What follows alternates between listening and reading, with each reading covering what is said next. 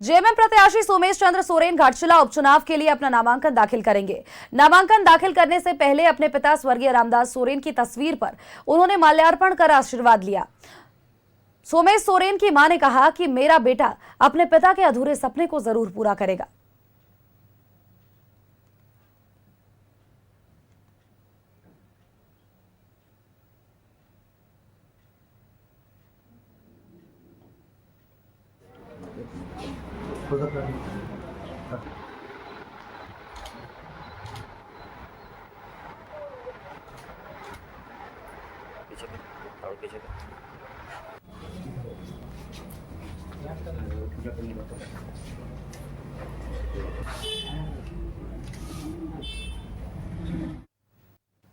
घाटशिला उपचुनाव में बीजेपी के टिकट पर पूर्व सीएम चंपई सोरेन के बेटे बाबूलाल सोरेन भी आज नामांकन दाखिल करने वाले हैं और उससे पहले उन्होंने अपने कुल देवता की पूजा अर्चना की। पिता चंपई का उन्होंने आशीर्वाद लिया।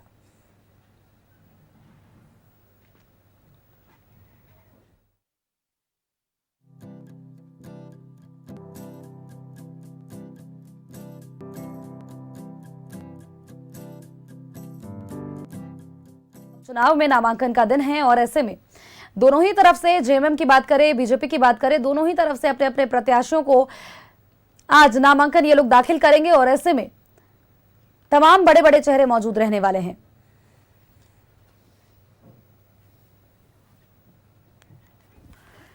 घाटशिला उपचुनाव में नामांकन का आज दिन है। बताया आपको कि बीजेपी के टिकट पर पूर्व सीएम चंपई सोरेन के बेटे बाबूलाल सोरेन भी आज नामांकन करने वाले हैं और इससे पहले उन्होंने अपने कुल देवता की पूजा अर्चना की। पिता चंपई से उन्होंने आशीर्वाद भी लिया।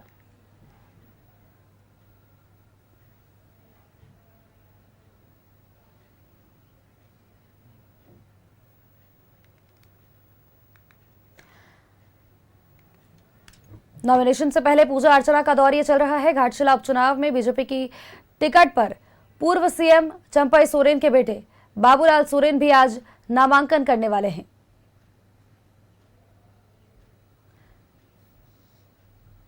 बड़ी अपडेट दर्शकों तक साझा करें। घाटशिला उपचुनाव की सरगर्मी तेज हो गई है। जेएमएम प्रत्याशी सोमेश सोरेन भी पर्चा भरने वाले हैं और इसी के साथ सीएम हेमंत सोरेन, कई बड़े नेता इसमें शामिल होने वाले हैं।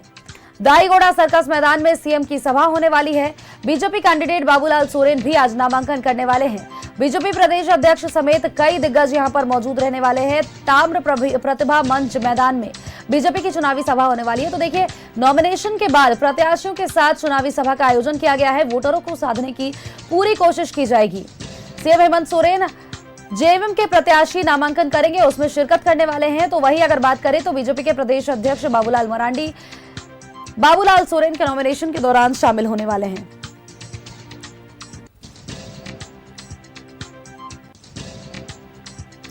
घाटशिला उपचुनाव की सरगर्मी तेज हो गई है। जेएमएम प्रत्याशी सोमेश सोरेन पर्चा भरेंगे और साथ ही सीएम हेमंत सोरेन इसमें शामिल होने वाले हैं।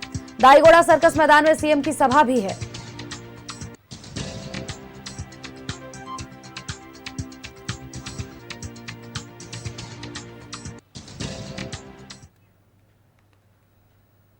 और खबर पर अधिक अपडेट्स के साथ हमारे सहयोगी राकेश हमारे साथ बने हुए हैं। राकेश का एक बार रुख कर लेते हैं।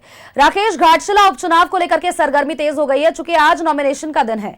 जेएमएम के प्रत्याशी सोमेश सोरेन और बीजेपी के प्रत्याशी बाबूलाल सोरेन दोनों ही आज चुनावी पर्चा भरने वाले हैं, नॉमिनेशन करने वाले हैं।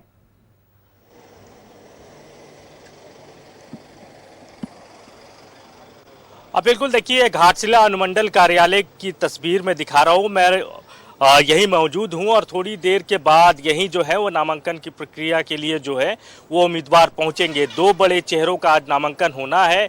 एक तो जो बीजेपी से प्रत्याशी हैं, एनडीए के प्रत्याशी बाबूलाल सोरेन, वो पहले पहुंचेंगे और जो जानकारी मिल रही है कि घर से निकल चुके हैं। तकरीबन आधे घंटे के बाद बाबूलाल सोरेन यहां पहुंच जाएंगे अपना पर्चा दाखिल करने को लेकर। उनके साथ बीजेपी के तमाम बड़े चेहरे, एनडीए के तमाम बड़े चेहरे मौजूद रहेंगे। चाहे बाबूलाल मरांडी की बात कर ले, चंपई सोरेन की बात कर ले, सुदेश महतो की बात कर ले, खीरू महतो की बात कर ले, सरयू राय की बात कर ले, तो एनडीए जो घटक दल है उनके जो बड़े चेहरे हैं वो नामांकन के वक्त मौजूद रहेंगे। हज़ारों की तादाद में कार्यकर्ता हों जो पार्टी के समर्थक हैं वो भी पहुंचेंगे, लेकिन जो प्रोटोकॉल है उसके मुताबिक 5 लोग ही अंदर जा पाएंगे नामांकन के वक्त। तो महागठबंधन का चूंकि वो चेहरा है, एनडीए का चेहरा है, लिहाजा 5 लोग जिनका मैं अभी जिक्र कर रहा था वो तमाम लोग जो हैं बाबूलाल सोरेन के नामांकन के वक्त मौजूद रहेंगे। और नामांकन के बाद एक सभा भी होनी है जिसमें ये तमाम नेताओं की मौजूदगी होगी। दूसरी तरफ अगर हम बात करें सोमेश सोरेन जो कि झारखंड मुक्ति मोर्चा के प्रत्याशी हैं, महागठबंधन के प्रत्याशी हैं, उनका भी आज नामांकन होना है। तकरीबन 1:30 बजे के आसपास वो पहुंचेंगे। उनके साथ मुख्यमंत्री हेमंत सोरेन, कल्पना सोरेन, इसके अलावा आरजेडी से सत्यानंद भोक्ता के रहने की बात कही जा रही है। कांग्रेस के जो प्रदेश अध्यक्ष हैं केशव महतो कमलेश, उनकी मौजूदगी होगी। जो विधायक दल के नेता हैं प्रदीप यादव, वो मौजूद होंगे। तो पूरी ताकत दोनों तरफ से दिखाई जाएगी नॉमिनेशन के वक्त भी और नॉमिनेशन के बाद जो चुनावी सभा होगी उसमें भी। तो अब इंतजार किया जा रहा है। पहले चूंकि बाबूलाल सोरेन को आना है तो बाबूलाल सोरेन पहले पहुंचेंगे, अपना नामांकन दाखिल करेंगे। और यह तस्वीर मैं आपको दिखा रहा हूं अपने दर्शकों को, अनुमंडल कार्यालय घाटशिला की यह तस्वीर है। तमाम जो तैयारियां होती है प्रशासनिक स्तर पर नॉमिनेशन को लेकर वो तैयारी कर ली गई है। लगातार अधिकारियों की मॉनिटरिंग जारी है। एसडीपीओ घाटशिला की गाड़ी आप देख रही होंगी अभी जा रहा है और तमाम तरह के कटआउट्स भी लगाए गए हैं विधानसभा चुनाव के मद्देनजर, उपचुनाव के मद्देनजर। तो पूरी तैयारी कर ली गई है। इंतजार किया जा रहा है कि पहले चूंकि जो जानकारी है कि पहले रामदास सोरेन, माफ कीजिएगा, इनके जो बेटे हैं चंपई सोरेन, उनके बेटे बाबूलाल सोरेन पहले पहुंचेंगे और पहले उनका नामांकन होना है। बिल्कुल राकेश, और देखिए दोनों ही पार्टियों के अपने अपने एजेंडे हैं और दोनों ही पार्टी अपनी अपनी तरफ से वोटरों को साधने की कोशिश करेगी। लेकिन अगर हम विशेष तौर पर बात करें तो देखिए सिंपैथी वोटिंग जो है, सिंपैथी कार्ड जो है वो सोमेश सोरेन के पास है, लेकिन दोनों ही नेता अपने अपने क्षेत्र में सक्रिय जरूर हैं। बाबूलाल सोरेन की भी अगर विशेष तौर पर बात करें तो बाबूलाल सोरेन भी अपने क्षेत्र में काफी सक्रिय है और पिछले बार भी उन्होंने जब चुनाव लड़ा था तो हार जरूर गए थे लेकिन अंतर बहुत ज्यादा नहीं था वोटिंग में। तो ऐसे में चुनावी टक्कर काफी ज्यादा घमासान होने वाला है।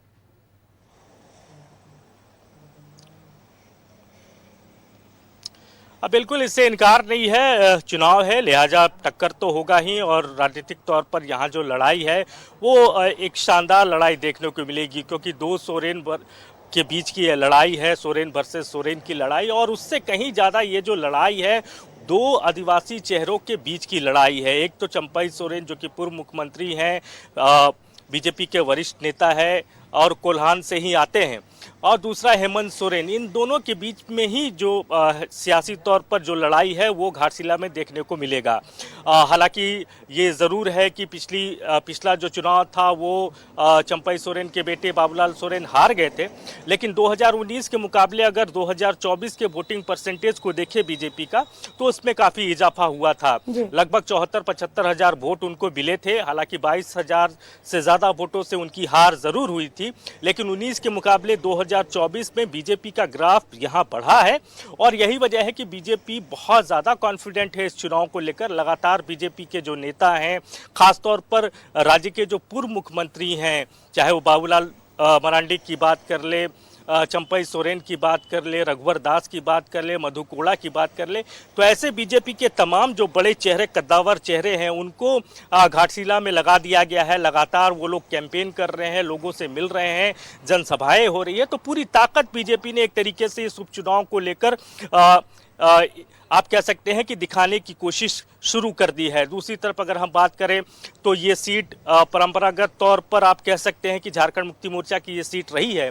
2009 में पहली बार रामदास सोरेन जो हैं वो चुनाव जीत कर आए, लेकिन 2014 में उनको हार का सामना करना पड़ा। बीजेपी के जो लक्ष्मण टुडू थे उनके हाथों रामदास सोरेन को हार मिली। हालांकि 2019 में एक बार फिर वो जीत कर आए और 2024 में भी यही सिलसिला जारी रहा। तो 3 टर्म के वो विधायक रहे हैं रामदास सोरेन, और अब दांव पर साख जो लगा है उनके बेटे का है। अब देखना है कि घाटशिला की जनता उनके बेटे को वही प्यार, वही सम्मान देती है कि नहीं देती है, जो प्यार और सम्मान रामदास सोरेन को मिलते रहा। तो ज़मीन ज़रूर झारखंड मुक्ति मोर्चा की है, लेकिन इस ज़मीन पर अब यहाँ कमल खिलाने की जो जिम्मेवारी है और जिस तरीके से बीजेपी का पूरा कुनबा लगा हुआ है, तो आप कह सकते हैं कि मुकाबला बहुत आसान नहीं होगा, कांटे की टक्कर होगी। लेकिन जो उपचुनाव का अपना इतिहास रहा है, अगर आंकड़ों पर गौर करें तो हेमंत सरकार के इस कार्यकाल को मिला दे तो ये 7वां उपचुनाव जो है वो होने जा रहा है। पूर्व के अगर 6 उपचुनाव के आंकड़ों की अगर बात करें तो 5 पर महागठबंधन की जीत हुई। एक अगर आप रामगढ़ को छोड़ दे तो 5 जो उपचुनाव थे उसमें महागठबंधन की जीत हुई है। तो आंकड़े कहीं ना कहीं महागठबंधन को झारखंड मुक्ति मोर्चा को फेवर करता है और झारखंड मुक्ति मोर्चा का भी ट्रैक रिकॉर्ड उपचुनाव को लेकर बहुत शानदार रहा है। चाहे आप डुमरी की बात कर ले, चाहे मधुपुर की बात कर ले, चाहे दुमका बाई इलेक्शन की बात कर ले, जो 3 बाई इलेक्शन हुए हेमंत पार्ट 1 से लेकर पार्ट 2 में, चूंकि ये घाटशिला का ये 7वां उपचुनाव होगा, लेकिन पार्ट 1 में जो 3 उपचुनाव हुए और तीनों उपचुनाव झारखंड मुक्ति मोर्चा के कैंडिडेट ही जीते हैं। तो ट्रैक रिकॉर्ड कहीं ना कहीं शानदार है महागठबंधन का भी और झारखंड मुक्ति मोर्चा का भी। जी बहुत बहुत शुक्रिया राकेश, तमाम अपडेट्स, तमाम जानकारी हमारे दर्शकों तक साझा करने के लिए।